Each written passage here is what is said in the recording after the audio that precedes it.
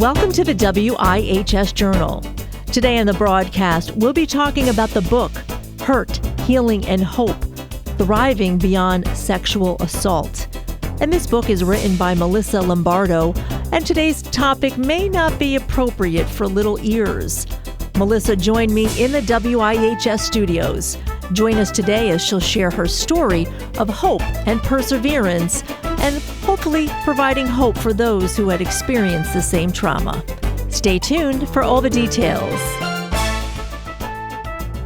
And I know, Melissa, you have an amazing story, and I know that you had a horrible encounter of assault. Just give a little bit of a PG-13, how that happened, and then we'll talk about the book and how exciting that is. Thank you very much, Anissa. I'm very happy to be here. Yes, like you mentioned, I did have a terrible experience. At the time, I was in my 20s, and the only way I was able to refer to it was terrible experience. It was something that I kept inside. I did not speak about. The person that was the perpetrator threatened and said many things that pushed me into silence. It took me a long time to speak, but when I finally did, it was with a trusted friend who I'm still friends with today, and that is what was able to really help me put into perspective things that had happened and put into perspective how I really wanted to heal. If it wasn't for that person, I don't think I would have started my path to healing. But the experience was very, very negative, and at the time I was probably at the lowest of the low, and I think I got so low that there was no other way to go except for up. And what would you say was the catalyst of your healing point, that God really healed you enough to write the book, but how did he kind of heal your heart? What was the process with that? Wow, sorry, I know we're on the air. I'm getting goosebumps.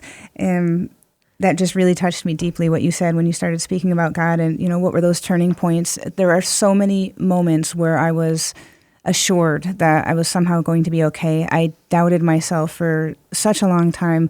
The friend that I had mentioned before, my trusted friend, is somebody that really took it upon himself to really help me to get to those next steps. I went to doctors, I went to counselors. The same person took me to a crisis center where I started to receive counseling as well. And that counselor from the Rape Crisis Center, she encouraged me to write, and I started writing to myself. I started writing in journals. I just kept writing and kept writing and kept writing, and those writings today form the book that I published, which is Hurt, Healing, and Hope. I took the journal entries and I turned them into monologues, into interwoven monologues, and I took stories of other people because I realized that I wasn't the only one that this had happened to, that I wasn't alone. And when I started to realize that it happened to more people than just myself, I started to be able to understand and process the pain that I was going through a little bit more, and also hear stories of other people, which also affected me. And I saw how people were able to heal and were able to have hope after something so traumatic. And I thought that maybe someday I can also have that same hope, and I can also heal from something like this.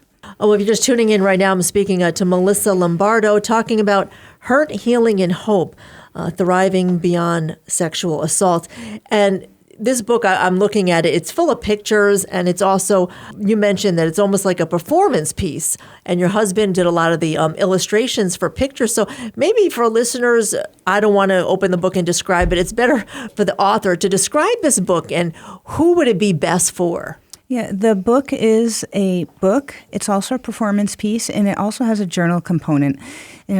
I realized that one of the powerful ways to share a story is to speak it out loud. So I encourage anyone who buys the book to read it either to themselves, they can read it out loud to themselves, or also perform it in a group, or also write about it afterwards and how they might have felt to help them process their own hurt, healing, and hope. The book also has a resource guide.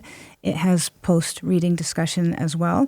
I really want this book to be a tool for people who are either on the path of healing, either helping a person heal as well, because there are healing allies. And I think during my time healing, one of the most important parts of that healing were the people that offered me support, encouragement, prayers that were there for me during my journey to where I am today.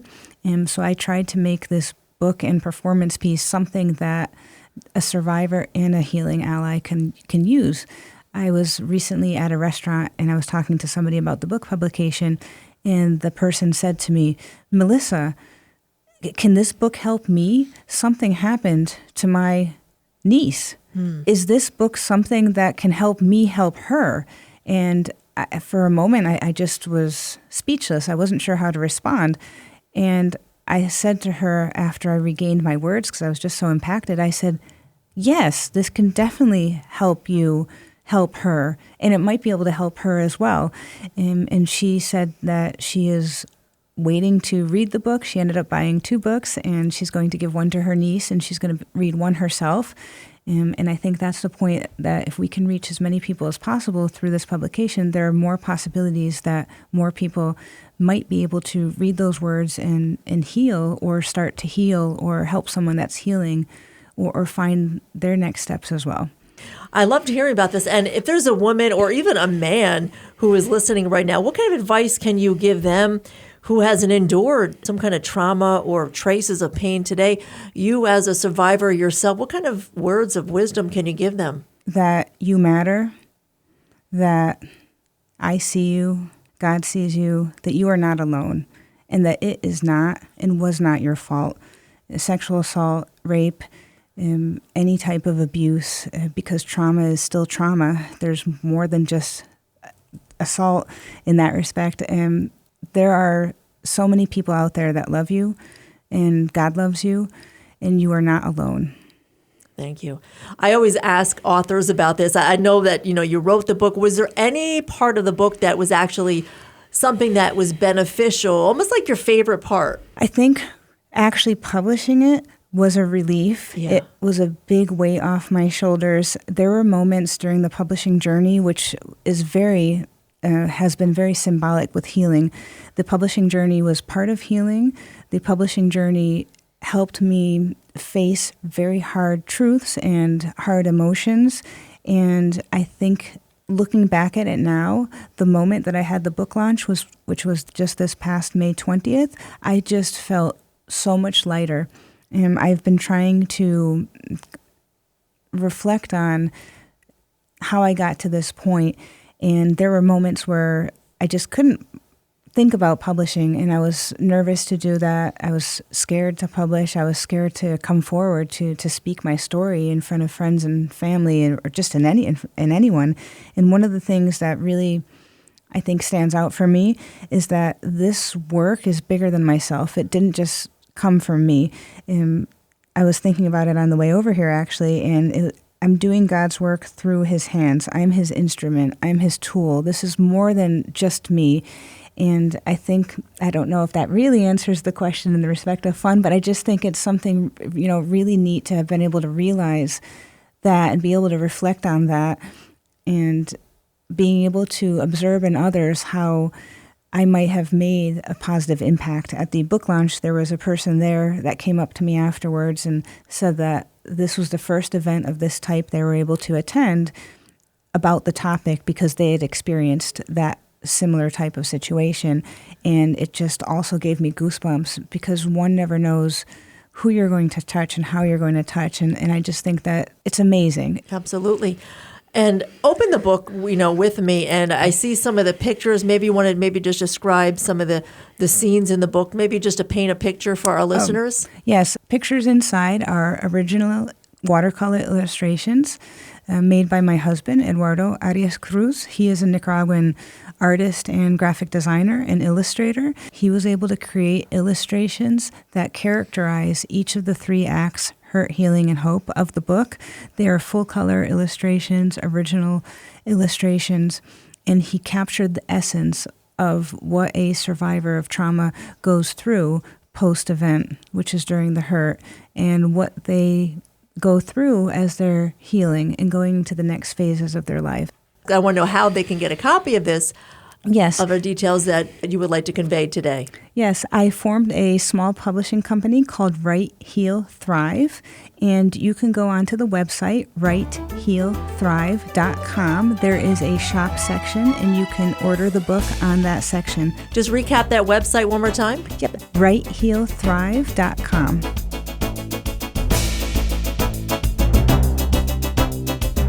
Once again on the broadcast with us today was Melissa Lombardo, the author of Hurt, Healing and Hope, Thriving Beyond Sexual Assault. For more details about today's broadcast, you can give us a call at 860-346-1049. The opinions expressed are those of the participants, not necessarily those of the staff or management of the station. I'm Anissa Porticelli for News and Public Affairs.